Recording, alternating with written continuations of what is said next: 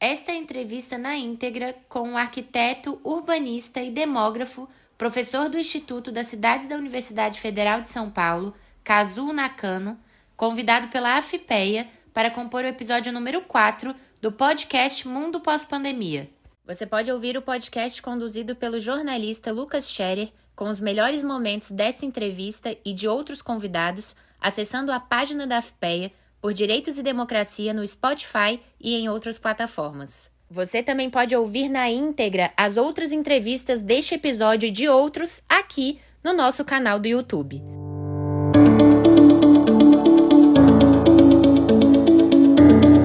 Olá, seja bem-vindo, bem-vinda a mais uma entrevista da nossa série AFPEA Mundo Pós-Pandemia. Hoje a gente está falando ainda sobre cidades, para o nosso quarto episódio da série. Estamos conversando com gente que pensa as cidades brasileiras e como a pandemia se relaciona, impactou a vida nas cidades aqui no Brasil e no mundo, e o que pensar para o futuro a partir dessa experiência. Hoje a minha conversa é com o Kazuo Nakano, arquiteto, urbanista e demógrafo, professor do Instituto das Cidades da Universidade Federal de São Paulo. Professor, muito obrigado por aceitar o convite para esse bate-papo aqui. Seja muito bem-vindo. Muito obrigado, eu que agradeço o convite e digo já que a pauta, o tema que vocês selecionaram é bastante relevante e pertinente para esse momento atual. Pois é, professor. Então, para a gente entender justamente a relevância do assunto, eu queria primeiro pedir que o senhor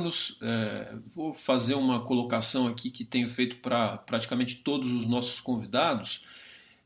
Pedir que o senhor nos fale um pouco, nos desenhe o cenário da cidade brasileira, que essa cidade que vai se deparar no final de 2019, início de 2020, com a Covid-19. Como se constituiu a cidade no Brasil? Qual o pensamento ou os pensamentos vigentes ao longo da nossa história para que a gente chegasse a um modelo de cidade que a gente tem hoje no país? O que está por trás dessa concepção predominante de cidade? E tem alguma lógica por trás? Tem objetivos claros por trás dessa cidade? Enfim, desenhe um cenário para a gente, professor. Bem, Lucas, a trajetória de urbanização aqui no Brasil, ela tem uma história longa, tem uma duração longa. Nós temos um processo de urbanização que remete ao período da colonização, processo de constituição de sistemas urbanos, principalmente na zona costeira, ainda de uma maneira bastante incipiente, a implantação de cidades que serviram muito como ponta de lança do processo de colonização, como entrepostos comerciais que faziam a conexão entre a economia colonial que se formou no período e a economia europeia, porque as extrações que eram realizadas aqui no Brasil nesse período colonial eram destinadas ao mercado europeu, extrações de madeira, extrações de minérios, enfim. E depois a produção agrícola, monocultora para exportação. Então, as nossas cidades, elas se constituíram nesse período, principalmente na zona costeira, que era a zona em que fazia a conexão entre as regiões brasileiras e as regiões europeias, Então, essa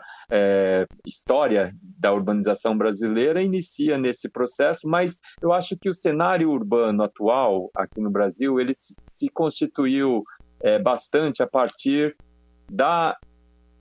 década de 30, principalmente, com a expansão do capitalismo periférico aqui no Brasil, que produziu espaços urbanos, produziu sistemas de cidades nas diferentes regiões do país, seja a partir da industrialização, da constituição de espaços de produção industrial, ou não necessariamente a conexão com a indústria, mas com constituição de espaços urbanos a partir de consumo, a partir de serviços ou a partir fases anteriores, né, da economia regional. Então, a gente tem hoje um cenário urbano constituído muito a partir das décadas que formam o século XX, né? E essa urbanização constituída aqui no Brasil, no contexto desse capitalismo periférico, ela tem diversas características, tem diversos atributos. Uma característica central e estrutural e que condiciona e influencia bastante no processo de urbanização tem a ver com o padrão mercantil de distribuição e acesso social à terra urbana. Esse é um processo que se constituiu principalmente a partir de meados do século XIX, mais especificamente em 1850, com a aprovação da Lei de Terras, que lançou as bases jurídicas para a constituição de um mercado fundiário no país, particularmente o mercado fundiário urbano, em que o acesso à terra urbana passou a ser por meio da comercialização de contratos de compra e venda, e a partir daí nós passamos a iniciar um processo de estruturação de um mercado de terras, e junto com esse mercado de terras, em que os lotes, as glebas passaram a ter um preço e passaram a ser comercializados,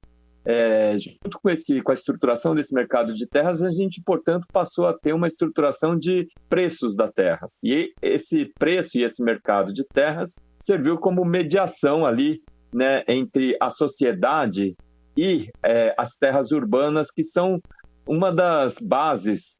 do processo de urbanização. E como a gente estruturou esse mercado de terras e essa estrutura de preços de terras junto com um mercado de trabalho, né, que ainda, né, manteve as bases da exploração que vinha desde o período colonial e no período imperial e depois no período republicano, a gente manteve ainda vários mecanismos de exploração da força de trabalho e portanto, de reprodução das desigualdades sociais e das situações de pobreza, né? Essa estrutura do mercado de terras e de estruturas de preços das terras também começou a se estruturar de uma maneira desigual. Então, a gente teve um padrão de distribuição e acesso à terra urbana desigual, em que as partes da sociedade, os grupos sociais, as classes sociais, com maior poder aquisitivo, com maior poder econômico, maior poder político, acessavam terras mais adequadas, melhor providas, de investimentos públicos, investimentos privados, melhor localizadas dentro das cidades, dentro do espaço urbano, né, terras mais qualificadas. Enquanto que as classes e os grupos sociais com menor poder aquisitivo, né, que é a classe trabalhadora, a classe explorada nessa nossa economia capitalista periférica, tiveram que buscar alternativas de acesso à terra em situações precárias, periféricas, em locais desprovidos de acessos, né, à infraestrutura de saneamento básico, transporte coletivo, equipamentos e tudo mais. Então, essas desigualdades socioespaciais que se baseiam nessa desigualdade no acesso social às terras urbanas é um dos fatores básicos, fundamentais e estruturantes do nosso processo de urbanização. É por isso que a gente tem nas cidades brasileiras, toda e qualquer cidade brasileira, você tem esses dois padrões de acesso à terra que produzem os bairros ricos de um lado e produzem os bairros pobres de outro lado, né? Então essa desigualdade ela se constituiu desde o início do processo de estruturação das cidades brasileiras capitalistas periféricas. Isso é o que a gente chama do padrão periférico de urbanização, porque é uma urbanização produto desse contexto da expansão do capitalismo no Brasil, né, na periferia do capitalismo mundial, e também é um padrão de urbanização que produz espaços urbanos periféricos,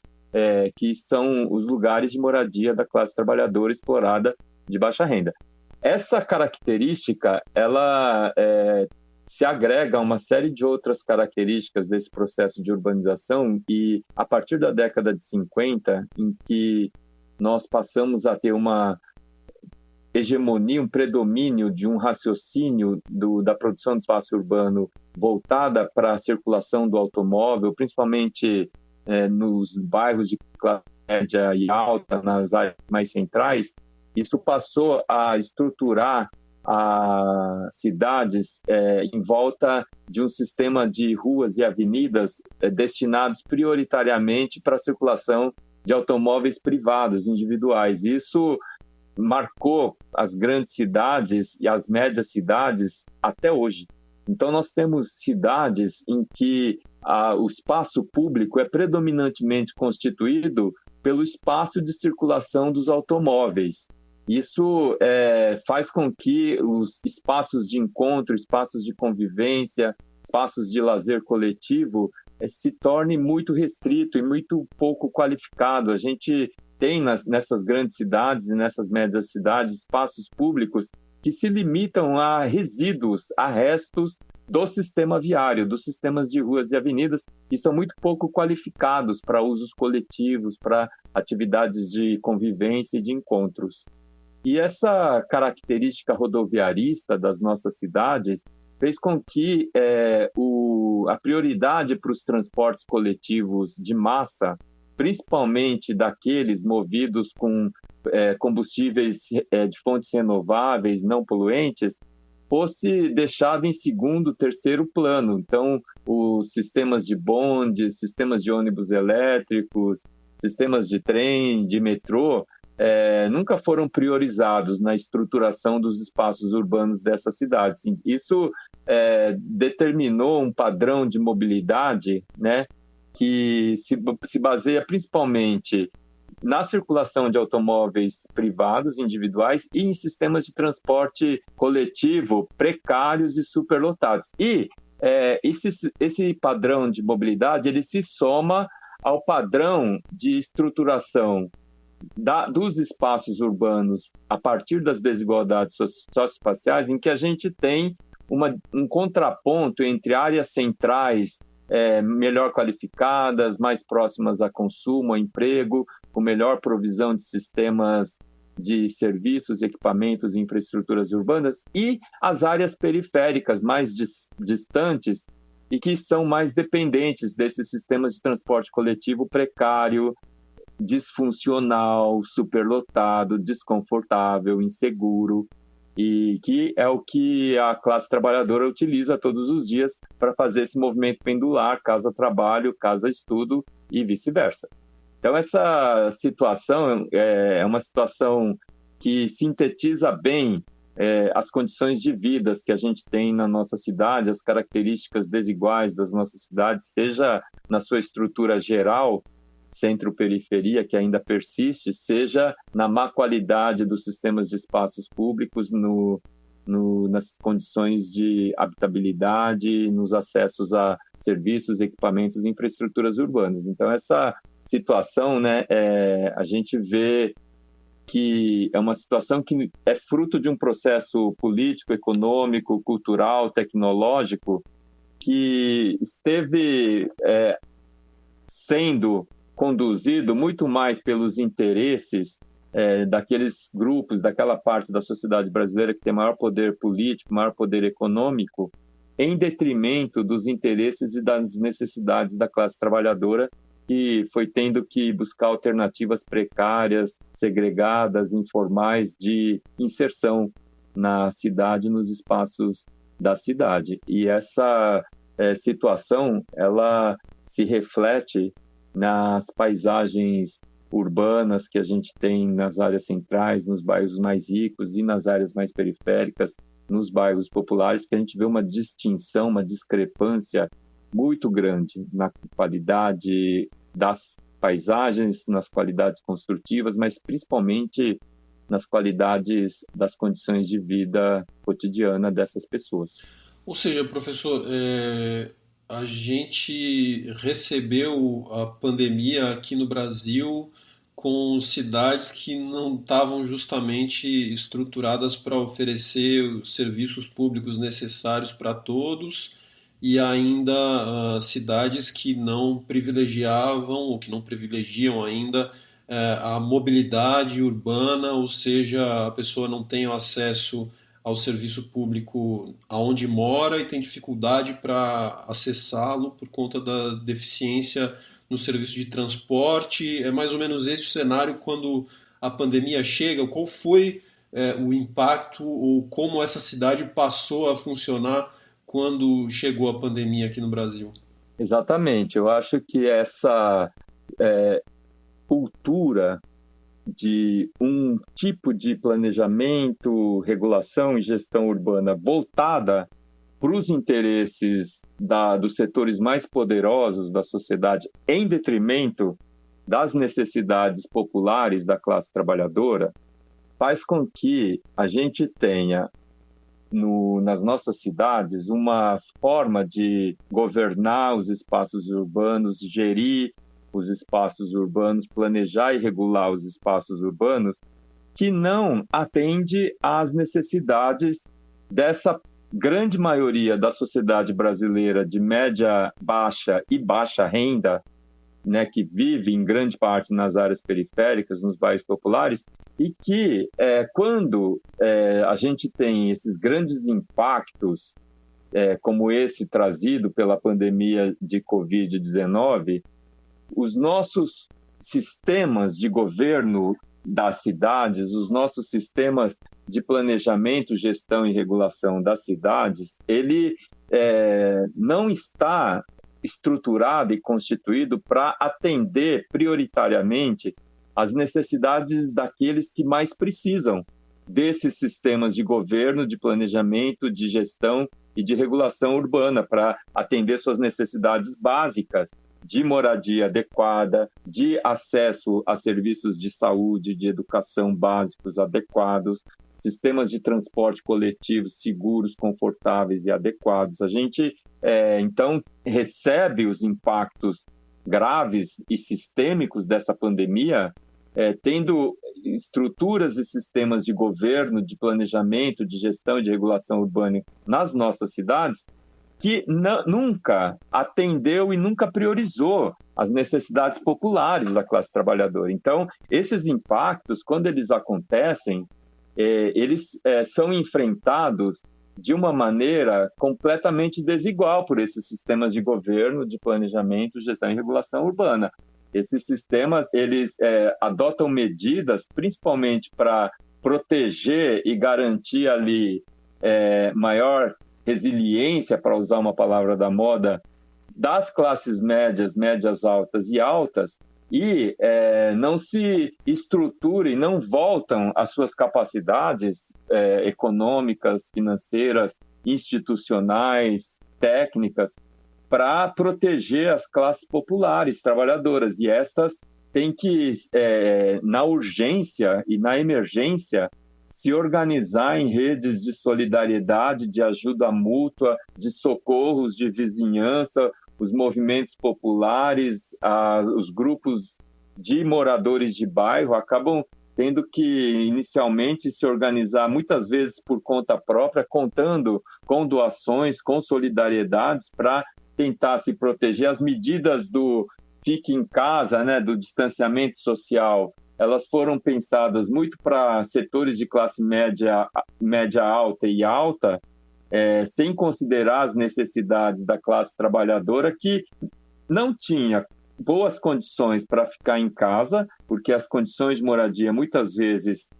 não permitiam esses distanciamentos sociais adequados, e também não tinham condições econômicas para deixar de circular pela cidade, ficar em casa, deixar de trabalhar e ganhar as suas fontes de rendas vitais para continuar sobrevivendo nas cidades. Então, essa situação, né, ela fez com que os impactos da pandemia se distribuísse na sociedade, nos grupos sociais, de uma maneira profundamente desigual. Isso está comprovado, está evidenciado em estudos rigorosos no campo das ciências humanas, das ciências sociais, mas também da epidemiologia, né? Então a gente teve essa realidade, né? Que não foi surpresa nenhuma, né? Porque isso logo no início já se fez os alertas de que isso iria acontecer, de fato aconteceu.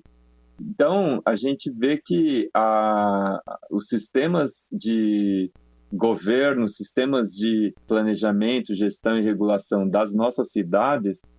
já estavam falhos, insuficientes, ilimitados e distorcidos, né, em favor dos interesses de classes mais poderosas.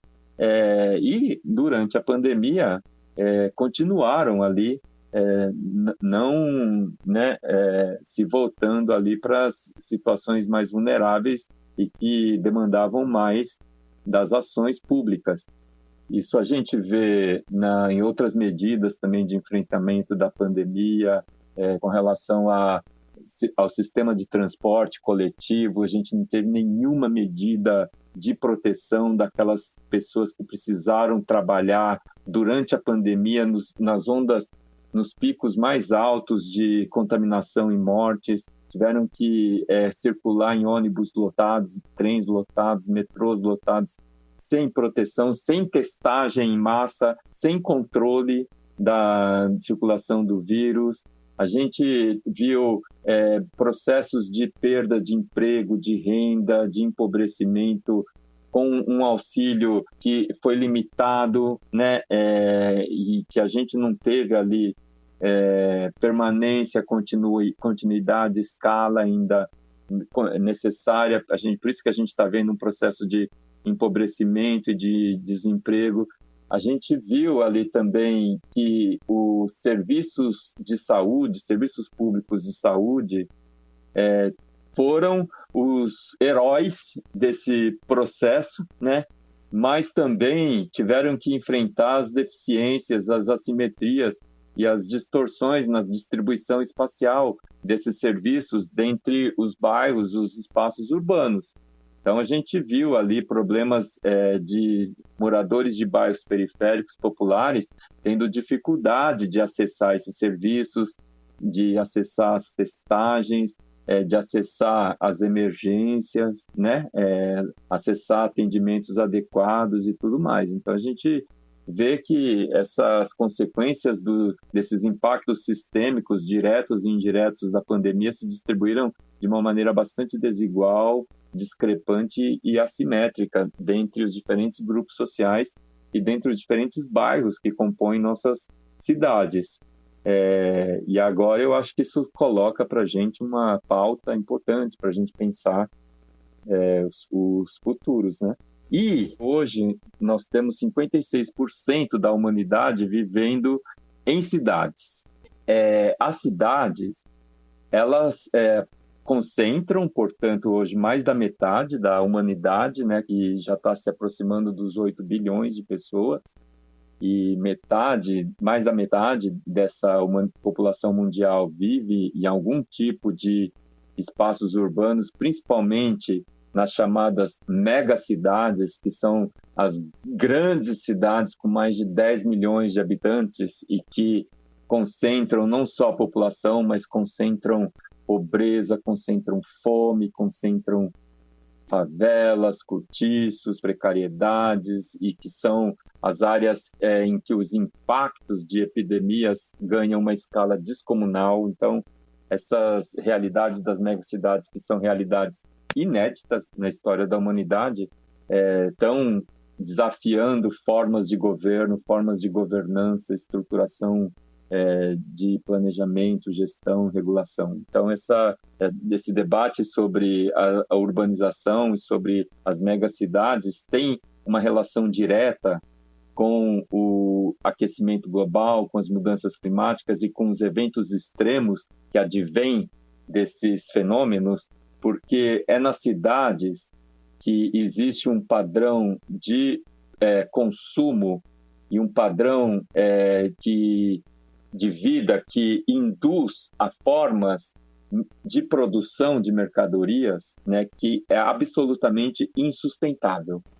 além das cidades serem um motor de emissão de gases de efeito estufa, porque as cidades elas consomem automóveis, as formas de moradia com aquecedores, são fontes de geração de gases de efeito estufa, o consumo de energia que acontece nas cidades, não só para movimentar os transportes, os veículos, mas também para movimentar as atividades urbanas de comércio, de serviço e nos lugares de produção, as atividades industriais e tudo mais, são consumos de energia que entram no funcionamento da cidade e que vêm de fontes geradoras de energia que estão fora das cidades, mas que também impactam regiões inteiras e que impactam, né, toda a dinâmica do clima do planeta. Os descartes, os efluentes, os resíduos de todo o processo e o modo de vida urbano são descartados na forma de gases poluentes, líquidos contaminados, resíduos sólidos orgânicos e inorgânicos que são depositados no meio ambiente sem tratamentos, sem condicionamentos adequados e que, portanto, vai gerando uma cadeia de impactos aí. Então, a gente vê que as cidades, elas são fontes, né, que aumentam e intensificam os impactos, né, desses processos de aquecimento global e das mudanças climáticas, mas também são aqueles que sofrem muitos efeitos desses impactos, porque com as mudanças climáticas, os acontecimentos globais, a gente passa a ter eventos extremos de chuvas intensas ou ondas de calor que são intensificadas pelas ilhas de calor que estão dentro dos espaços urbanos densos, verticalizados, sem arborização, os problemas de deslizamento de terras, de inundações, de transbordamentos de cursos d'água, tudo isso são impactos, efeitos que prejudicam as cidades, a vida urbana, os bens, a vida das pessoas e que afetam, né, os habitantes das cidades em larga escala. Então, a gente tem um processo de urbanização que, em muitos lugares, eles não aconteceram respeitando e se equilibrando com os ciclos naturais da atmosfera, do clima, os ciclos hidrológicos, os ciclos da vegetação, né? A gente teve um processo de urbanização muito violento, quando acontece em determinados sítios e meio ambientes naturais. Então, a gente destrói muito das camadas superficiais do solo, devasta a cobertura vegetal e tenta controlar os ciclos hidrológicos e as redes hidrográficas, canalizando rios, córregos, soterrando nascentes e tudo mais, só que isso acaba fugindo ao controle durante os períodos de chuvas intensas e eventos extremos que estão cada vez mais comuns. Então a gente vê que as cidades e as mudanças climáticas trazem agendas imbricadas umas nas outras, né? E isso se articula e se entrelaça também com as agendas sociais, porque nas cidades hoje a gente está tendo uma concentração cada vez maior de pessoas pobres, pessoas vulneráveis, pessoas com fome, pessoas sem emprego e que não têm nenhuma perspectiva de inserção no mercado de trabalho e na economia, né? As várias demandas sociais estão se concentrando cada vez mais nas cidades. As precariedades todas estão se concentrando cada vez mais nas cidades. Então, nós temos aí um grande desafio, né, para trabalhar essas agendas ambientais, urbanas e sociais de uma maneira articulada, intersetorial e em larga escala. Então, quando a gente tem uma pandemia como a atual e que vão vir outras, os profissionais, pesquisadores da saúde coletiva, os pesquisadores e militantes da saúde global, eles falam que esta não é a primeira pandemia e não vai ser a última. E as próximas pandemias, elas vão vir de maneira muito mais rápida, porque a forma como a gente está agredindo o meio ambiente natural, a gente está impactando repositórios de vírus, bactérias que a gente não conhece, e as alterações no clima, né, além de estar afetando a biodiversidade animal e vegetal do planeta, está fazendo com que patógenos desconhecidos emerjam e se disseminem no planeta. Por isso que hoje a agenda da saúde global, inclusive na Unifesp, eu faço parte de um grupo que está criando um centro de saúde global, que são centros que já existem, né, em várias grandes universidades do planeta e que tem como pauta, né, exatamente trabalhar essas novas emergências, esses patógenos emergentes e os patógenos negligenciados, as doenças negligenciadas altamente contaminantes, elas vão retornar e vão retornar com escala e efeitos maiores. Então, a concentração de pessoas nas cidades e nos espaços urbanos faz com que os impactos e a disseminação desses patógenos, patógenos contagiosos, aconteça de uma maneira muito mais rápida, como a gente está vendo já hoje, e aconteça numa escala muito mais ampla, que abrange o planeta inteiro. Então, as cidades, elas novamente estão aí no centro, né, do motor de disseminação de novos patógenos ou de patógenos negligenciados, né, que vão voltar em circulação, mas numa escala planetária. Então, a gente vê que as agendas urbanas, elas precisam ser trabalhadas nessas múltiplas faces, nessas múltiplas abordagens, sabe? Exatamente porque o espaço urbano, os sistemas de cidades ao redor do planeta, hoje é a base, né, da vida social e também da vida econômica, política, cultural e epidemiológica da humanidade. E, professor, para encerrar, então, e para pensar na prática sobre tudo isso que o senhor nos colocou aqui, em termos de políticas públicas, como o senhor vê o que seria necessário para que o Brasil construísse e qual seria a cidade dos sonhos, né? Para onde a gente tem que caminhar e como, né, por meio de políticas públicas, chegar nesse ideal de uma cidade mais acessível a todos e que cuide melhor dos seus moradores. Que tipo de política pública a gente tem que adotar e quais, ou aquelas que já estão em curso, precisariam ser adaptadas para a gente dar conta dos desafios que estão colocados hoje e que devem se apresentar no futuro? As políticas públicas voltadas para diferentes setores da sociedade e também voltadas para as cidades, assim como as cidades, são processos, né? São processos políticos, econômicos, culturais, institucionais, técnicos, jurídicos, né? Então, esses processos são os processos que uma sociedade precisa olhar, precisa entender e precisa incidir para a gente formular e implementar políticas públicas e particularmente políticas urbanas, habitacionais, ambientais adequadas para a gente ter cidades melhores. A gente não consegue ter cidades boas se a gente não tiver sociedades justas. A gente não consegue ter cidades sustentáveis, que tenham uma convivência equilibrada com as dinâmicas e os ciclos da natureza, se a gente não tiver sociedades democráticas, se a gente não tiver sociedades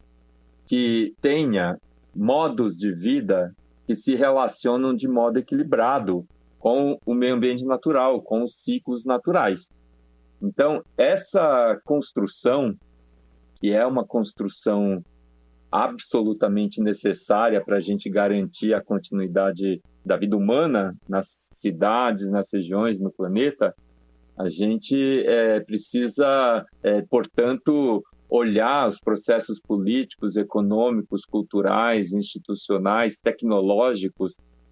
produtivos, de consumo, com uma atenção muito especial. A questão urbana não é uma questão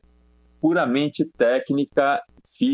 física, material, do ponto de vista da ordenação do espaço físico, da ordenação dos padrões construtivos, de implantação de infraestruturas e tudo mais. A questão das cidades e a questão urbana, ela é, antes de mais nada, uma questão política, econômica, cultural, tecnológica, ambiental, todas essas dimensões que são os processos que produzem, transformam as cidades. Então, é aí que a gente tem que trabalhar, né? Eu sei que é complexo, é difícil, é conflituoso, é tenso, mas é necessário, porque a gente, né, se a gente está buscando produzir cidades melhores, com vida social melhor, a gente tem que trabalhar esses processos. E eu acho que as análises, né, têm mostrado que a gente precisa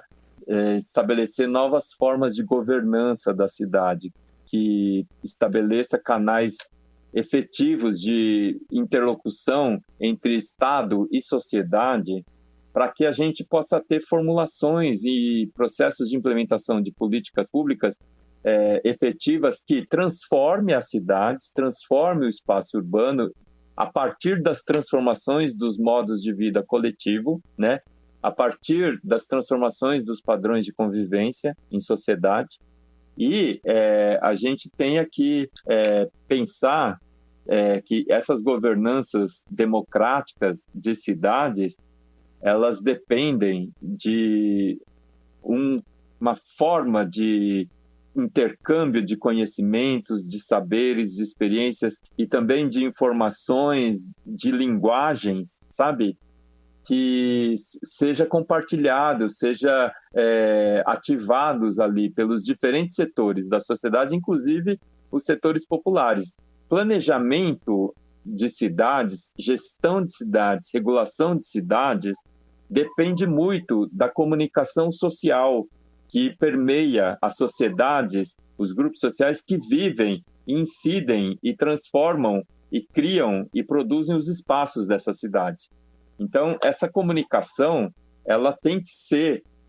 trabalhada como parte dos processos de governo, os processos de planejamento, de gestão e de regulação da cidade. E a gente está vendo que a comunicação social, a comunicação interpessoal, a comunicação entre grupos sociais, ela está muito difícil, ela está muito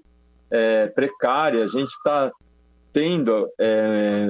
uma deslegitimação, né, de muitos processos comunicacionais. Então, eu acho que isso acaba truncando muito a construção de pactos, a construção de acordos, a construção de medidas necessárias que precisam ser tomadas para transformar as cidades e as convivências sociais e adaptar as cidades, os espaços urbanos, a esses efeitos, né, que a gente está vendo, seja de pandemias, seja de eventos extremos, das mudanças climáticas. Então, a adaptação das cidades e dos espaços urbanos demanda, né, formas de governança transformativas, sabe? E a gente só consegue fazer isso fortalecendo modos de comunicação e de compartilhamento de conhecimentos e informações, né, de uma maneira mais efetiva, legítima, universal. Vamos chegando ao fim, então, de mais um bate-papo aqui na série FPA Mundo Pós-Pandemia. A gente ouviu e conversou com Kazuo Nakano, arquiteto urbanista e demógrafo, professor do Instituto das Cidades da Universidade Federal de São Paulo. Kazuo, muito obrigado mais uma vez por aceitar o convite para esse bate-papo e obrigado pelos ensinamentos aqui ao longo da nossa conversa. Até uma próxima. Muito obrigado, Lucas. Foi um prazer e até uma próxima.